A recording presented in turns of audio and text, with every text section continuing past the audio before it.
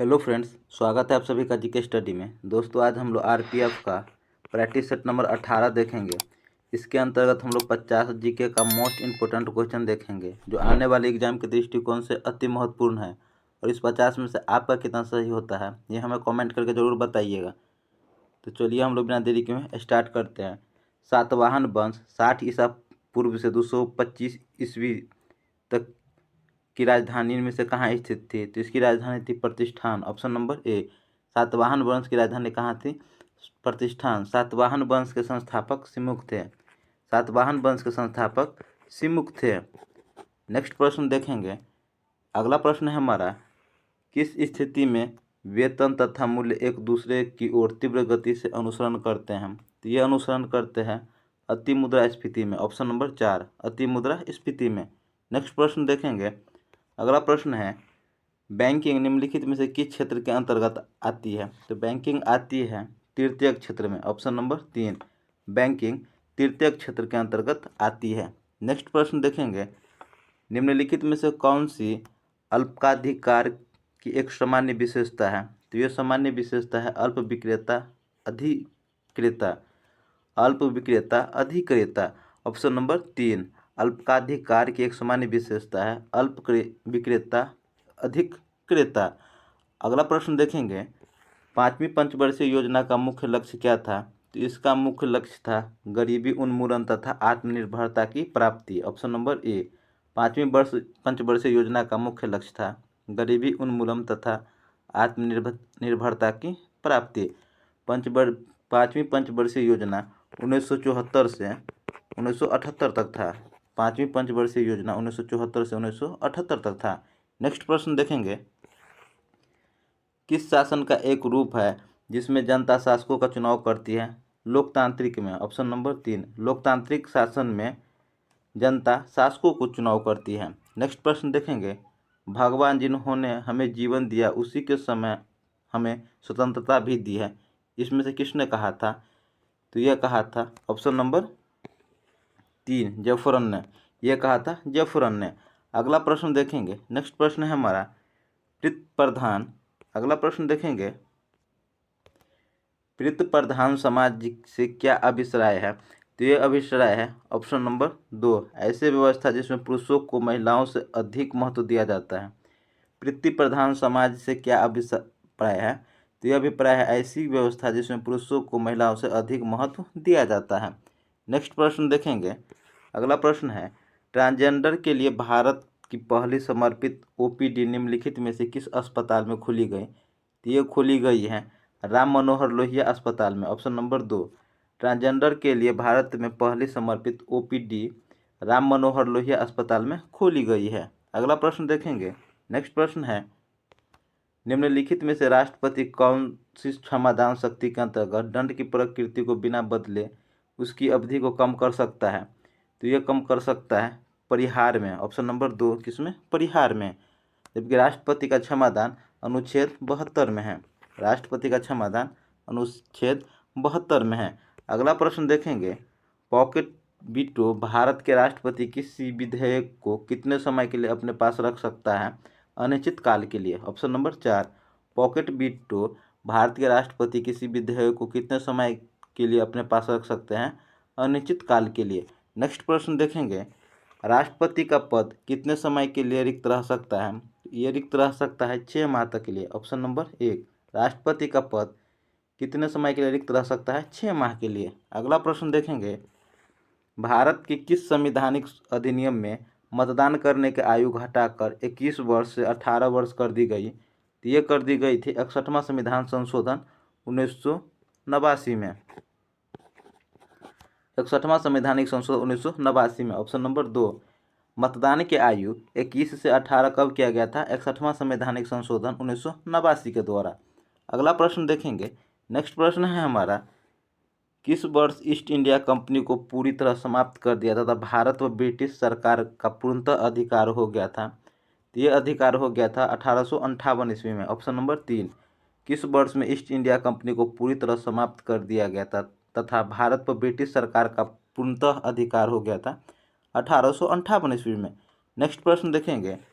किस स्थान पर हड़प्पन समय के रथ की एक प्रतिमा प्राप्त हुई थी? तो ये प्रतिमा प्राप्त हुई थी दैमाबाद, ऑप्शन नंबर 3। हड़प्पन समय के रथ की एक प्रतिमा प्राप्त हुई थी दैमाबाद से। अगला प्रश्न देखेंगे, नई दिल्ली G20 शिखर सम्मेलन के दौरान भारत के G20 की अध्यक्षता किस देश को सौंप दी? तो ये सौंप दी गई थी ब्राज़ील को, ऑप्शन नंबर 1।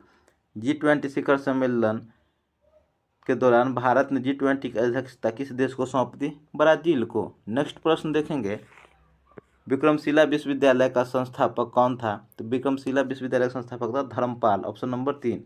विक्रमशिला विश्वविद्यालय के संस्थापक धर्मपाल था। अगला प्रश्न देखेंगे, जब भारत स्वतंत्र हुआ उस समय इंग्लैंड के प्रधानमंत्री कौन थे? तो उस समय इंग्लैंड के प्रधानमंत्री थे क्लीमेट एटली, ऑप्शन नंबर 4। भारत के स्वतंत्रता के समय इंग्लैंड के प्रधानमंत्री क्लीमेट एटली था। अगला प्रश्न देखेंगे, नेक्स्ट, पर्वत और महाद्वीप। तो एटना पर्वत कहाँ है? यूरोप में। एटना पर्वत कहाँ है? यूरोप में। जबकि केटू पर्वत कहाँ है? एशिया में। केटू पर्वत कहाँ है? एशिया में। जबकि किलिमंजारो पर्वत अफ्रीका में स्थित है। किलिमंजारो पर्वत अफ्रीका में, एटना पर्वत यूरोप में, केटू पर्वत एशिया में और किलिमंजारो पर्वत कहाँ है? अफ्रीका में। अगला प्रश्न देखेंगे, निम्नलिखित में से कौन सी पर्वत श्रृंखला यूरोप तथा एशिया को अलग करती है? तो ये अलग करती है यूराल पर्वत श्रृंखला, ऑप्शन नंबर 3। यूरोप तथा एशिया को अलग करती है यूराल पर्वत श्रृंखला। अगला प्रश्न देखेंगे, स्वेज नहर निम्नलिखित में से किन जल निकायों को जोड़ती है? ये भूमध्य सागर तथा लाल सागर को जोड़ती है, ऑप्शन नंबर 2। स्वेज नहर भूमध्य सागर तथा लाल सागर को जोड़ती है। नेक्स्ट प्रश्न देखेंगे, निम्नलिखित में से भारत का कौन सा राज्य अंतर्राष्ट्रीय स्थल सीमा साझा नहीं करता है? ये सीमा नहीं करता है मध्य प्रदेश, ऑप्शन नंबर 4। भारत का कौन सा राज्य अंतर्राष्ट्रीय स्थल सीमा साझा नहीं करता है? मध्य प्रदेश। अगला प्रश्न देखेंगे, निम्नलिखित में से किस शहर में विश्व का दूसरा सबसे लंबा समुद्र तट स्थित है? तो ये स्थित है चेन्नई, ऑप्शन नंबर 4। अगला प्रश्न देखेंगे, नेक्स्ट प्रश्न है हमारा, निम्नलिखित में से कौन ऑक्सीजन रहित रक्त मानव शरीर के विभिन्न भागों को हृदय में लाता है? तो ये लाता है नसें, ऑप्शन नंबर 1। ऑप्शन नंबर 1, कौन सा ऑक्सीजन रहित रक्त मानव शरीर के विभिन्न भागों से हृदय में लाता है? नसें। अगला प्रश्न देखेंगे, निम्नलिखित में से कौन सा एक गर्म रक्त वाला जानवर है? तो गर्म रक्त वाला जानवर है बंदर, ऑप्शन नंबर 3।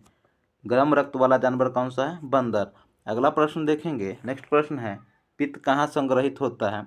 तो पित्त संग्रहित होता है पित्ताशय में, ऑप्शन नंबर 3। पित्त कहाँ संग्रहित होता है? पित्ताशय में। अगला प्रश्न देखेंगे, निम्नलिखित में से कौन सा एक संयोजी ऊतक नहीं है? तो संयोजी ऊतक नहीं है हृदय मांसपेशी, ऑप्शन नंबर 3। हृदय मांसपेशी संयोजी ऊतक नहीं है, जबकि वसामय ऊतक, सन्हत अस्थि एवं एडियोल ऊतक संयोजी ऊतक है। नेक्स्ट प्रश्न देखेंगे, एशियाई विकास बैंक ने वित्त वर्ष 2023 के लिए भारत का GDP अनुमान दर घटाकर कितना कर दिया है? ये कर दिया है 6.3%, ऑप्शन नंबर ए, 6.3%। अगला प्रश्न देखेंगे, मांसपेशियों में थकान किसके इकट्ठा होने से होती है? तो ये होती है लैक्टिक अम्ल, ऑप्शन नंबर 3। मांसपेशियों में थकान लैक्टिक अम्ल के इकट्ठा होने से होता है। अगला प्रश्न देखेंगे, सितारों में ऊर्जा के अक्षय स्रोत का कारण है? तो इसके कारण है हाइड्रोजन का हीलियम में परिवर्तन, ऑप्शन नंबर 1। हाइड्रोजन का हीलियम में परिवर्तन। नेक्स्ट प्रश्न देखेंगे, निम्नलिखित में से किस तरंग की आवृत्ति सबसे अधिक है? तो सबसे अधिक आवृत्ति है ऑप्शन नंबर 4 गामा किरणें की, ऑप्शन नंबर 4 गामा किरणें की। गामा किरण की खोज पॉल बिलार्ड ने किया था। गामा किरण की खोज पॉल बिलार्ड ने किया था। अगला प्रश्न देखेंगे, भारतीय संविधान के अनुसार निम्नलिखित में से कौन सा मौलिक कर्तव्य नहीं है? तो ये मौलिक कर्तव्य नहीं है, ऑप्शन नंबर 4 आम चुनाव में वोट देना। भारतीय संविधान के अनुसार एक मौलिक कर्तव्य नहीं है आम चुनाव में वोट देना, जबकि सार्वजनिक संपत्ति की रक्षा करना और हिंसा को त्यागना, अपनी समेकित संस्कृति की उच्च विरासत के मूल्यों की रक्षा करना, हमारे राष्ट्रीय स्वतंत्रता संग्राम को प्रेरित करने वाले उच्च आदर्शों का पालन करना और बनाए रखना, ये सभी मौलिक कर्तव्य हैं। नेक्स्ट प्रश्न देखेंगे, अगला प्रश्न है, वह सूक्ष्माणु है जिसके पास कोई विद्युत आवेश नहीं होता है? तो विद्युत आवेश नहीं होता है न्यूट्रॉन के पास, ऑप्शन नंबर 3। न्यूट्रॉन वह सूक्ष्माणु है जिसके पास कोई विद्युत आवेश नहीं होता है। अगला प्रश्न देखेंगे, भारतीय संविधान का कौन सा मौलिक अधिकार मानव तस्करी और जबरन श्रम पर रोक लगाता है? तो ये रोक लगाता है शोषण के खिलाफ अधिकार, ऑप्शन नंबर 4। कौन सा मौलिक अधिकार मानव तस्करी और जबरन श्रम पर रोक लगाता है? शोषण के खिलाफ अधिकार। शोषण के खिलाफ अधिकार अनुच्छेद 23 एवं 24 में है। 23 और 24 में शोषण के खिलाफ अधिकार है। नेक्स्ट प्रश्न देखेंगे, किसे Dada Saheb Phalke lifetime achievement award 2023 से सम्मानित किया गया है? तो ये सम्मानित किया गया है वहीदा रहमान को, ऑप्शन नंबर 3। दादा Saheb Phalke lifetime achievement 2023 से सम्मानित किया गया है वहीदा रहमान को। अगला प्रश्न देखेंगे, निम्नलिखित में से कौन सी गैस का उपयोग बल्ब में होता है? तो बल्ब में होता है आर्गन का, ऑप्शन नंबर 4। किस गैस का उपयोग बल्ब में होता है? आर्गन का। नेक्स्ट प्रश्न देखेंगे, क्लोरीन गैस निम्नलिखित में से किसका मुख्य घटक है? तो ये मुख्य घटक है अश्रु गैस का, ऑप्शन नंबर 2। क्लोरीन गैस किसका मुख्य घटक है? अश्रु गैस का। अगला प्रश्न देखेंगे, ब्राइन घोल क्या है? तो ब्राइन घोल है ऑप्शन नंबर 1, अधिक नमक प्लस पानी। ब्राइन घोल क्या है? अधिक नमक प्लस पानी। नेक्स्ट प्रश्न देखेंगे, अगला प्रश्न है, साहा परमाणु भौतिक संस्था कहाँ स्थित है? तो ये स्थित है महाराष्ट्र में, ऑप्शन नंबर 3। साहा परमाणु भौतिक संस्था कहाँ स्थित है? महाराष्ट्र में। नेक्स्ट प्रश्न देखेंगे, निम्नलिखित में से मुख्यतः कौन सीसा प्रदूषक का मुख्य कारण है? सीसा प्रदूषण का मुख्य कारण है, तो ये मुख्य कारण है ऑटोमोबाइल बैटरी, ऑप्शन नंबर 2। निम्नलिखित में से मुख्यतः कौन सीसा प्रदूषण का मुख्य कारण है? Automobile battery. नेक्स्ट प्रश्न देखेंगे, मॉन्ट्रियल प्रोटोकॉल का मुख्य उद्देश्य क्या था? तो इसका मुख्य उद्देश्य था ओजोन परत का संरक्षण, ऑप्शन नंबर 1। मॉन्ट्रियल प्रोटोकॉल का मुख्य उद्देश्य था ओजोन परत का संरक्षण। मॉन्ट्रियल प्रोटोकॉल 1987 में हुआ था। मॉन्ट्रियल प्रोटोकॉल 1987 में हुआ था जिसका मुख्य उद्देश्य था ओजोन परत का संरक्षण। नेक्स्ट प्रश्न देखेंगे, सुपरसोनिक जेट किस परत का विरल करते हैं? तो ये विरल करते हैं O3, ऑप्शन नंबर 3, O3 परत का। अगला प्रश्न देखेंगे, केंद्रीय विद्युत मंत्रालय द्वारा विद्युत आपूर्ति का वास्तविक काल में सूचना साझा करने के लिए शुरू की गई ऐप का नाम क्या है? तो इस ऐप का नाम है ऊर्जा मित्रा, ऑप्शन नंबर 1, ऊर्जा मित्रा। नेक्स्ट क्वेश्चन देखेंगे, पोर्टलैंड सीमेंट का आविष्कार किसने किया था?